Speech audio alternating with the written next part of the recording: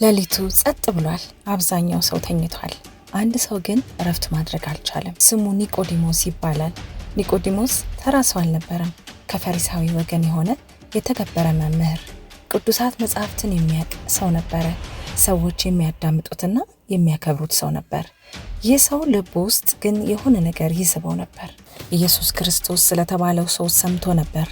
ድውያንን ስለሚፈውሰው፣ ዕውሮችን ስለሚያበራውና በስልጣን ስለሚናገረው ሰው ግን ፍርሃት ነበረበት።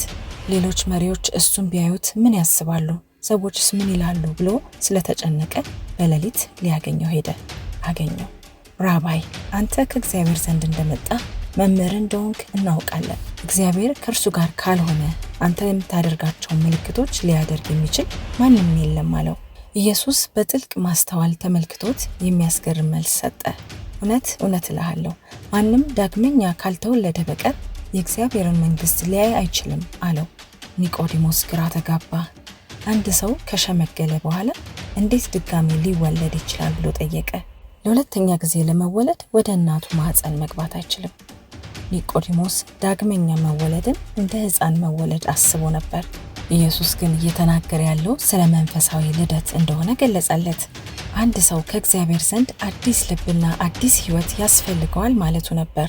መጽሐፍን ማወቅ ወይም ሃይማኖታዊ መመሪያዎችን መከተል ብቻ በቂ አይደለም። እግዚአብሔር በመንፈሱ በኩል በውስጣችን ልባችንን መለወጥ አለበት።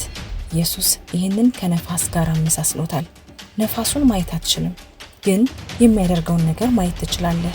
ዛፎች ይንቀጠቀጣሉ፣ ቅጠሎችም ይንቀሳቀሳሉ። በተመሳሳይ መንገድ የእግዚአብሔርን መንፈስ ማየት አንችልም፣ ነገር ግን የሰውን ሕይወት እንዴት እንደሚለውጥ ማየት እንችላለን። ከዚያም ኢየሱስ በሙሴ ጊዜ ስላለው ታሪክ ለኒቆዲሞስ አስታወሰው። እስራኤላውያን በምድረ በዳ በእባብ ንክሻ ሲሞቱ ሙሴ የነሐስ እባብ በእንጨት ላይ ሰቀለ። በእምነት የተመለከተው ሁሉ ተፈወሰ። ኢየሱስም እንዲሁ በእርሱ የሚያምን ሁሉ የዘላለም ሕይወት እንዲኖረው የሰው ልጅ እንደሚሰቀል ነገረው። በዚያ ጸጥ ባለ ሌሊት ኒቆዲሞስ አንድ አስደናቂ ነገር ተገነዘበ። የእግዚአብሔር መንግሥት ስለ ማዕረግ፣ ዕውቀት ወይም አቋም አልነበረም። ስለ አዲስ ልብ፣ አዲስ ሕይወትና በእግዚአብሔር ልጅ ላይ ስላለ እምነት ነበር። በጨለማ የመጣው ሰው ብርሃኑን ማየት ጀመረ። እግዚአብሔርን ተረድቻለሁ ብሎ ያሰበው ሰው የእግዚአብሔር ፍቅር ካሰበው የበለጠ መሆኑን ተረዳ። የኒቆዲሞስ ታሪክ እግዚአብሔር ቅን ፈላጊዎችን እንደሚቀበል ያስታውሰናል።